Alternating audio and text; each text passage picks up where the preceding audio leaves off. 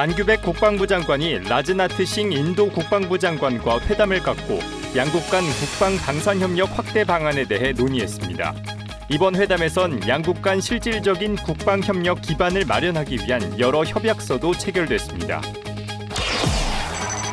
김경률 해군참모총장이 오는 21일부터 29일까지 캐나다를 방문합니다.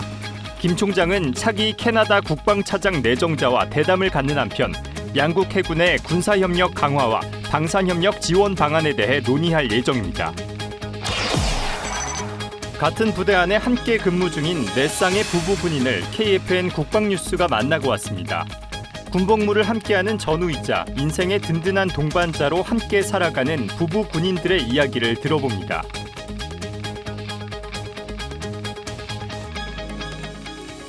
시청자 여러분 그리고 국군장병 여러분 안녕하십니까? KFN 국방뉴스 시작합니다. 이재명 대통령과 다카이치 사나의 일본 총리가 19일 경상북도 안동에서 정상회담을 했습니다. 양국 정상은 급변하는 국제 정세 속에서 영내와 한반도 평화에 대한 의견을 교환했습니다. 김철환 기자입니다. 이재명 대통령의 고향인 안동에서 19일 열린 한일 정상회담에서 양국 정상은 한반도 정세에 대해 심도 있는 의견을 나눴습니다. 저는 남북이 평화롭게 공존하고 함께 성장하는 싸울 필요가 없는 평화의 한반도를 구축하겠다는 우리 정부의 입장을 설명하였습니다. 다카이치 사나의 일본 총리는 북한 문제 대응을 위해 한국과 일본은 물론 한미일 협력이 중요함에 공감했습니다. 北朝鮮については核・ミサイル問題を含む北朝鮮への対応について議論を行い、日韓米で緊密に連携して対応していくことを改めて確認しました。 양국 정상은 국제 정세가 급변하는 가운데 영내 평화와 안정을 위한 협력의 중요성도 재확인하고 최근 한일 안보 정책 협의회가 최초로 차관급으로 격상된 것을 의미 있는 진전으로 평가했습니다. 또 동북아 지역이 경제와 안보 등에서 밀접하게 연계돼 있으므로 한국과 중국, 일본 3국도 존중하고 협력하며 공통의 이익을 모색하는 것이 중요하다는 데 뜻을 같이 했습니다. 이와 함께 양국 정상은 중동 지역의 평화와 안전이 조속히 회복돼야 한다는 것에 공감하고 양국의 공급망과 LNG, 원유 분야 협력도 한층 강화하기로 했습니다. 이 대통령은 회담을 마친 후 소셜미디어를 통해 굳건한 신뢰와 우정 위에 한일 관계가 나날이 발전하고 있다고 평가하고 국민이 체감할 수 있는 미래지향적 협력의 폭이 더욱 넓어지길 기원했습니다. 국방뉴스 김철환입니다. 한국과 인도의 국방장관이 만나 양국의 국방과 방산협력 확대 방안을 논의했습니다. 인도 국방장관의 방안은 지난 2019년 이후 7년 만인데요. 양국 장관은 지난달 정상회담에서 발표한 공동전략 비전을 계승해 실질적인 협력을 더욱 강화해 나가기로 했습니다. 김효진 기자입니다. 나메스테.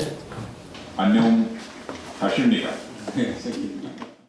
한국과 인도의 국방부 장관이 서로의 언어로 반갑게 인사를 합니다. 안규백 국방부 장관이 20일 오전 국방부에서 라즈나트 싱 인도 국방부 장관과 회담을 가졌습니다. 인도 국방부 장관이 한국을 방문한 건 지난 2019년 이후 7년 만입니다. 장관님은 2019년도 서울안보대학 기조연설 후에 약 7년 만에 한국을 방문하고 있는 걸로 알고 있는데 장관님의 이번 방안을 통해서 양국 간의 국방 방산 협력이 더욱더 도약하고 공고히 되기를 소망합니다. 회담은 지난달 있었던 정상외교의 국방 분야 후속 조치 성격이 강했습니다. 실제로 양 장관은 한인도 정상회담에서 발표된 공동 전략 비전을 계승해 양국의 특별 전략적 동반자 관계에 부합하도록 협력을 확대하기로 했습니다. 지난달에는 우리 이재명 대통령께서 인도를 국빈 방문하셔서 정상회담을 갖고 양국 관계를 더욱더 공고히 하고 공동 전략 비전을 발표한 바 있습니다. 외교 국방 2+2 차관회의를 개최를 합의하는 등 양국은 전략적으로 소통 또 영내 안보 공조에 대해서 귀중한 발판을 마련했습니다. 양국은 정례 협의체를 활성화하고 K9 자주포 등 그간의 성과를 바탕으로 방산 협력을 지속적으로 확대해 나가기로 뜻을 모았습니다. 오늘 회의를 통해서 양국 관계에 걸맞는 국방과 방산 분야도 협력이 진일보되기를 소망합니다. 이 밖에도 안 장관은 한반도 평화 공존을 위한 우리 정부의 일관된 노력을 소개하며 인도 정부의 지속적인 지지를 당부했고 양측은 영내 신뢰할 수 있는 파트너로서 상호 호혜적인 협력을 지속하기로 협의했습니다. 국방뉴스 김효진입니다. 김경률 해군 참모총장이 21일부터 오는 29일까지 캐나다를 방문합니다. 김경률 해군 참모총장은 캐나다를 찾아 차기 캐나다 국방차장으로 내정된 앵거스 탑시 해군 사령관과 만찬을 겸한 대담을 진행합니다. 또 차기 캐나다 해군 사령관과 해군 부사령관, 태평양 사령관과 양자대담을 통해 양국 해군 간의 군사협력과 방산협력 지원 방안에 대해 논의할 예정입니다. 아울러 한국 캐나다 연합협력훈련을 위해 캐나다 빅토리아에 입항하는 도산 안창호함과 대전함 입항 환영식에도 참가해 장병들을 격려할 계획입니다. 한국과 미국이 핵추진 잠수함과 우라늄 농축 등 안보 분야 정상 합의 이행에 속도를 냅니다. 미국 정부 대표단이 한국을 찾아 양자 실무그룹 출범 회의를 열 예정입니다. 박준혁 기자입니다. 박윤주 외교부 1차관과 앨리슨 후커 미국 국무부 정무차관이 현지 시간 19일 워싱턴에서 회담했습니다. 양측은 지난해 한미정상회담 공동 설명자료에 담긴 안보 분야 합의를 조속히 이행해 가시적 성과를 내야 한다는 데 공감했습니다. 이에 따라 후커 차관은 향후 몇 주 안에 미국 정부 대표단을 이끌고 한국을 방문해 양자 실무그룹 출범 회의를 열 예정이라고 밝혔습니다. 핵심 의제는 한국의 핵 추진 잠수함 건조 협력과 우라늄 농축, 사용 후 해결료 재처리 권한 확대 등입니다. 이들 사안은 지난해 정상회담 이후 후속 협의 필요성이 꾸준히 제기돼 온 안보 분야 핵심 과제입니다. 양측은 안보 협력뿐 아니라 경제 협력과 통상 현안에 대해서도 긴밀히 협력하기로 했습니다. 미국 측은 확장 억제를 포함한 방위 공약을 재확인했고 한미동맹이 한반도를 넘어 인도태평양 지역 평화와 번영의 핵심 축이라는 점도 강조했습니다. 또 양국은 호르무즈 해협을 비롯한 국제 수로에서 항행의 자유가 중요하다는 데에도 뜻을 같이 하며 한미정상 간 합의 이행에 대한 양측 지원 의지를 확인했습니다. 국방뉴스 박준혁입니다. 부부 군인들은 군복무와 육아를 함께하는 평생 전우인데요. 그런데 육군 15사단의 한 부대에는 무려 4쌍의 부부 군인이 함께 근무하고 있다고 합니다. 군과 지자체의 지원을 받으며 일과 가정을 이어가는 부부 군인들을 안재형 기자가 소개합니다. 육군 15사단 을지여단 6단 리대대에는 4쌍의 부부 군인이 함께 복무하고 있습니다. 집에서뿐만 아니라 직장인 부대에서까지 24시간 같이 하기에 이들의 일상은 각별합니다. 배울 점도 많고, 근데 이게 퇴근함과 동시에는 넷을 키우고 있는 게 맞습니다. 같은 군인인 만큼 공감대가 크지만 현실에서는 일과 가정을 함께 해결해야 한다는 어려움도 뒤따릅니다. 결국은 부대 차원에서의 배려가 좀 있어야 되는 부분이라고 생각을 합니다.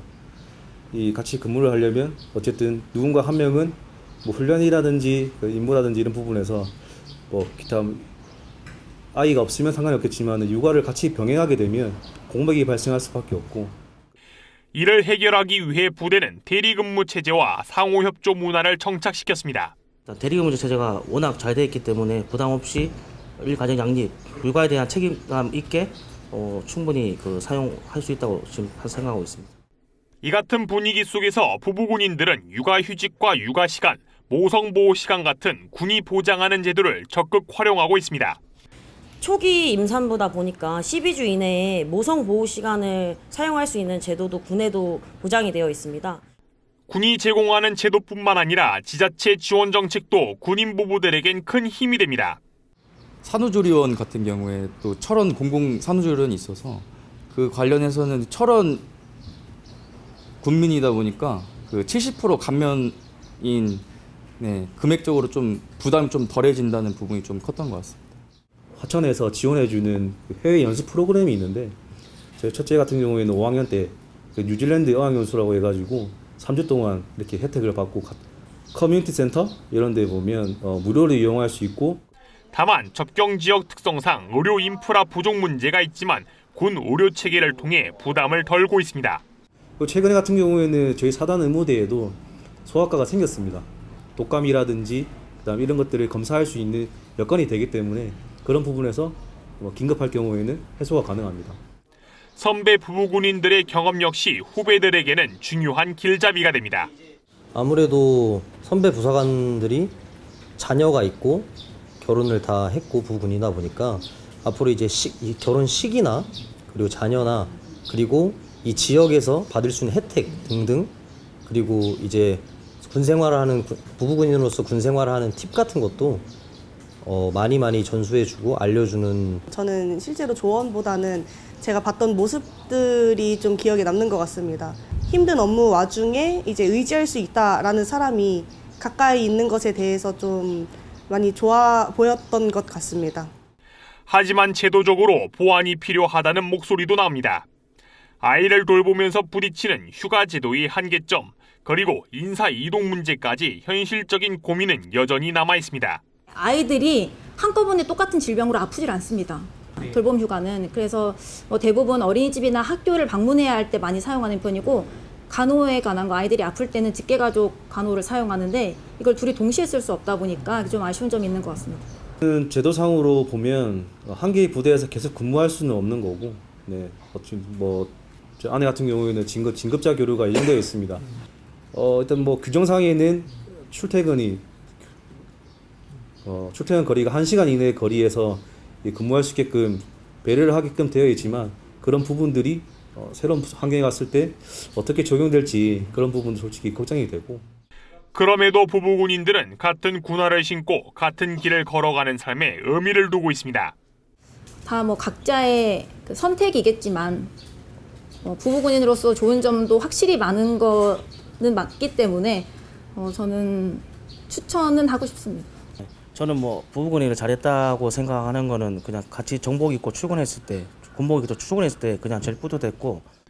국방부는 가족 친화적인 군 문화를 조성하기 위해 군 가족의 행복한 출산 양육 지원서 개정판을 곧 공개할 예정이며 자세한 내용은 정책 자료집에서 확인할 수 있습니다. 국방뉴스 안전입니다. 다가오는 6월 3일은 제9회 전국 동시지방선거일입니다. 군 장병들은 선거운동이 진행되는 선거 기간 동안 정치적 중립 준수를 잘 지켜야 하는데요. 군의 정치적 중립 준수 지침에 대해 이민영 기자가 군 쏠쏠정보에서 알려드립니다. 5월 21일부터 공식적으로 제9회 전국 동시지방선거 선거 기간이 시작됩니다. 이에 군은 장병들의 정치적 중립의식 확립과 공명선거 실천을 강조하고 있는데요. 우리 군 장병들이 알아야 할 정치적 중립 준수 지침, 지금부터 알려드립니다. 군인은 헌법과 공직선거법에 따라 정치적 중립 의무를 지켜야 하는 대표적인 공무수행자입니다. 특정 정당이나 후보를 지지하거나 반대하는 행동은 물론 정치적 편향으로 비칠 수 있는 언행도 삼가야 합니다. 5월 21일부터 6월 3일까지 이어지는 선거 기간엔 정치인의 부대 방문이 원칙적으로 금지됩니다. 부대 행사에 정치인을 초청해서도 안 되고 정치인의 관련 행사에 장병들이 참석하는 것은 더더욱 안 됩니다. 휴가나 외출 중에도 특정 후보와 관련된 기관이나 선거사무소를 찾거나 선거 홍보 활동에 참여하는 행동은 피해야 합니다. 최근엔 온라인 공간에서의 정치적 표현 역시 중요한 관리 대상이 되고 있습니다. SNS나 온라인 커뮤니티에서 선거에 영향을 줄 수 있는 게시물을 올리거나 공유하는 행동은 금지 대상입니다.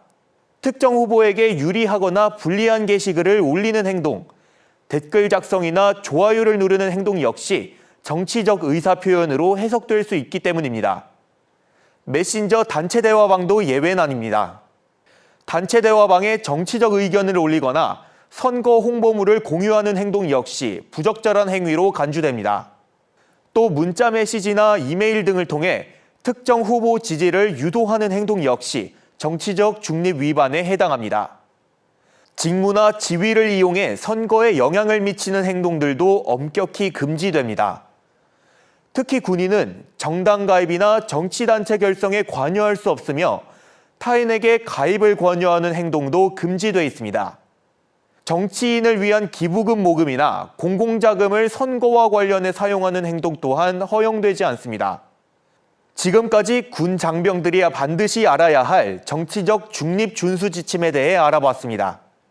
정치적 중립 위반 행위가 적발될 경우 공직선거법과 군형법 등에 따라 처벌받을 수 있는 만큼 군 장병 여러분들의 각별한 주의가 필요합니다. 투표에 참여하기 전 정치적 중립을 위한 중수사항 반드시 명심하시고 유권자로서 소중한 한 표 행사하시길 바랍니다. 지금까지 군 쏠쏠 정보 이민영이었습니다. 국방일보가 올해 지상군 페스티벌을 맞아 도약하는 지상군 자랑스러운 K방산 사진 공모전을 개최합니다. 국방일보와 지상군 페스티벌 행사기획단이 공동 주최하고 현대로템이 후원하는 공모전은 전 장병과 군무원을 대상으로 오는 8월 31일까지 세 차례에 걸쳐 진행되며 1차 공모 기간은 6월 30일까지입니다.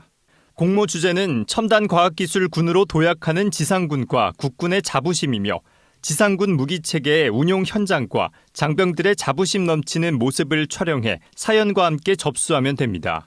이번 공모전에서는 육군 참모총장상과 총상금 2,600만 원이 수여되며 자세한 사항은 국방일보와 국방홍보원 홈페이지에서 확인할 수 있습니다. 최근 전장에서는 병력이 외부에 노출되지 않은 채 차량 내부에서 원격으로 표적을 탐지 타격하는 무인화 전투체계가 주목받고 있습니다. 오늘 방산톡톡에서는 미래전장의 핵심 장비로 꼽히는 RCWS 원격 사격 통제 체계에 대해 알아봅니다. 보이는 것을 쏘는 무기가 아니라 적과 아군을 구별할 수 있는 능력까지 갖출 수 있지 않을까. 일단 RCWS는 리모트 컨트롤 웨폰 시스템의 약자고요. 이제 한국말로 이제 얘기하면 원격 사격 통제 시스템입니다. 이 원격 사격 통제 시스템이라고 하면은 사수가 차량 외부에 노출하지 않고 차량 내부에서 스위치 패널과 조이스틱을 통해서 표적에 대한 사격을 실시할 수 있습니다. 그래서 원격 사격 통제 장치는 크게 세 부분으로 나눌 수 있는데요. 그래서 센서부, 구동부, 그리고 이제 통합 제어기. 센서부에서는 이제 감시 장치, 같이 주간 카메라, 그리고 열화상 카메라, 열영상 카메라로 해가지고 주간과 야간에도 표적을 탐지를 하고요. 그리고 그 탐지된 영상이 통합 제어기로 들어가서 영상 처리를 한번 한 이후에 운영 전시기에 전시를 하게 됩니다. 실제적으로 사수는 그 운영 전시기 표시된 화면을 통해서 스위치 패널과 조이스틱을 조작을 해서 표적을 식별을 하고 타격까지 가능할 수 있는 시스템입니다. 저희 제품이 이제 2축도 있고 4축도 있거든요. 그러니까 RCWS 안정화 기술은 차량이 움직이는 상황에서 조준선 정렬을 하는 역할을 하거든요. 그러니까 조준선을 표적에 유지하는 것이 핵심인데 방위축과 고각축, 이 축에 대해서 고성능 각속도 자이로 센서를 통하고 그리고 위치 센서 엔코더를 통해 가지고 안정화를 할 수 있는데, 그리고 차량의 흔들림과 무기 반동을 실시간으로 보정을 할 수 있습니다. 그래서 센서부 자체의 미세의 흔들림 보정을 포함한 사실상 3축 효과를 구현할 수도 있는데요. 롤 방향에 대한 보정은 구조적으로 분리를 하거나 소프트웨어적으로 보완을 할 수 있습니다. 안정화 제어의 핵심은 물리적인 축 개수보다는 센서와 제어를 얼마나 정밀하게 결합했느냐라고 말할 수 있을 것 같습니다. 탄도 보정이 저희 장비에 들어가 있고요. 그래서 이 화기나 어떤 탄환을 쓰는지에 따라서 탄도 보정 그 테이블이 있습니다. 그거를 다 계산을 해놨기 때문에 탄도학을 다 적용을 해놨고, 총기에 따라서 총기 선택을 하는 메뉴가 있거든요. 거기서 장착되는 화기를 선택을 하면 그 화기에 따른 탄도 테이블이 적용이 되고, 거기에 맞춰서 표적에 대한 거리 측정에 따라 탄도 보정이 되기 때문에 우조준 할 필요 없이 거리에 맞춰서 각도라든가 이런 게 다 조정이 되기 때문에 자동적으로 탄도 보정을 할 수 있다라고 말씀드릴 수 있고, 만약에 표적이 좀 빠르게 움직인다라고 하면은 이 표적이 요쯤에 오겠다라고 해서 쏘는 게 아니라 얘가 여기 왔을 때 탄환이 이제 최종적으로 위치하는 위치에서 이제 사격을 하게끔 이제 그 조절이 되거든요. 그러니까 이 이동 표적이 빠르다라고 하면은 좀 더 이제 앞쪽에 선보상이 들어가고, 이 속도에 맞춰서 작거나 좀 더 앞에 있거나 라고 이런 식으로 이제 자동적으로 선보상이 개념이 들어가 있습니다. 그리고 자동 탄도 보정을 통해 가지고 명확한 타격을 할 수 있게끔 기능이 들어가 있습니다. 지금 저희가 적용할 수 있는 무기는 K15, K16, M60, 그리고 K6, K4까지 장착이 가능하고요. 근데 이제 하나의 RCWS 이 화기가 다 올라갈 수 있는 건 아니고 이게 총기가 다 가지각색이고 장전 장치 위치라든가 이 격발 스위치의 위치라든가 이런 것들이 다 다르기 때문에 크레들도 이제 총기에 맞춰서 좀 변경이 필요합니다. 하지만 이 기본적인 RCWS 외형은 크게 변하진 않고 화기에 장착이 필요한 어댑터들 같은 것만 변형이 하면은 무기는 변경을 해서 장착이 가능합니다. RCWS는 좀 저희가 이번에 급탄 탄통을 특별하게 제작을 했습니다. 이 탄통 자체가 일반적인 탄통은 아니고요. 슬라이딩 도어 방식으로 해가지고 잡아서 이렇게 딸깍 누르면은 이 대각선으로 이렇게 아래로 내려오거든요. 엘리베이터 방식처럼 이렇게 내려와가지고 사수가 실질적으로 밖에 노출되지 않고 충분히 실내 안에서 재급탄이 가능하다라고 말씀드릴 수 있습니다. 앞으로 RCWS는 조작하는 무기가 아니라 이해하는 무기가 될 것으로 생각을 합니다. 그 이해하는 무기로 발전을 시키려면은 적인지 아군인지를 판별할 수 있는 능력이 필요하고요.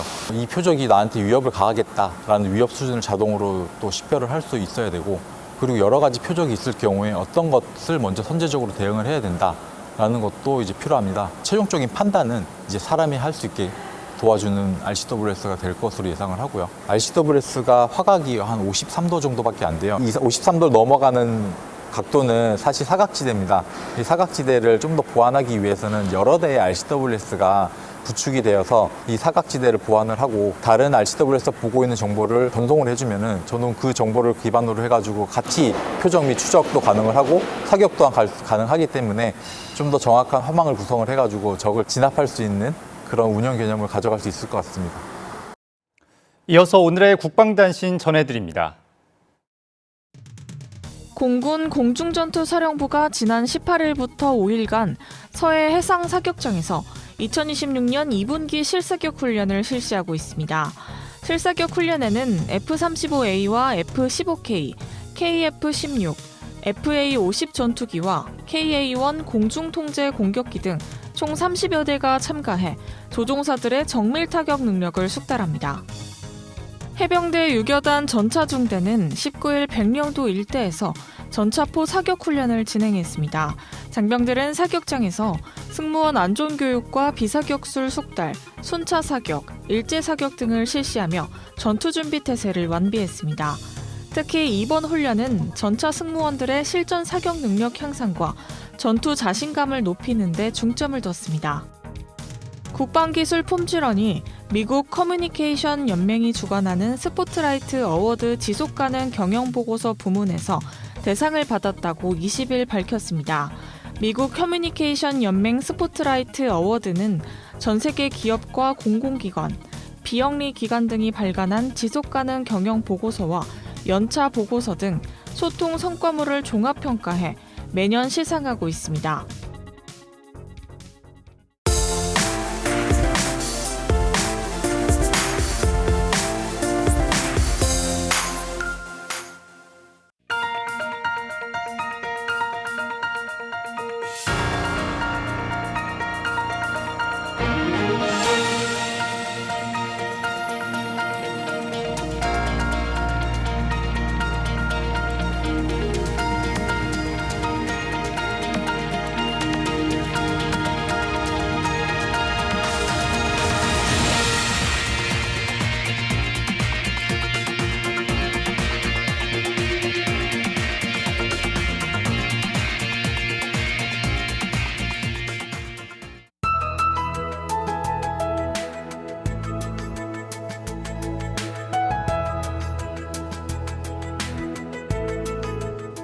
기상정보입니다.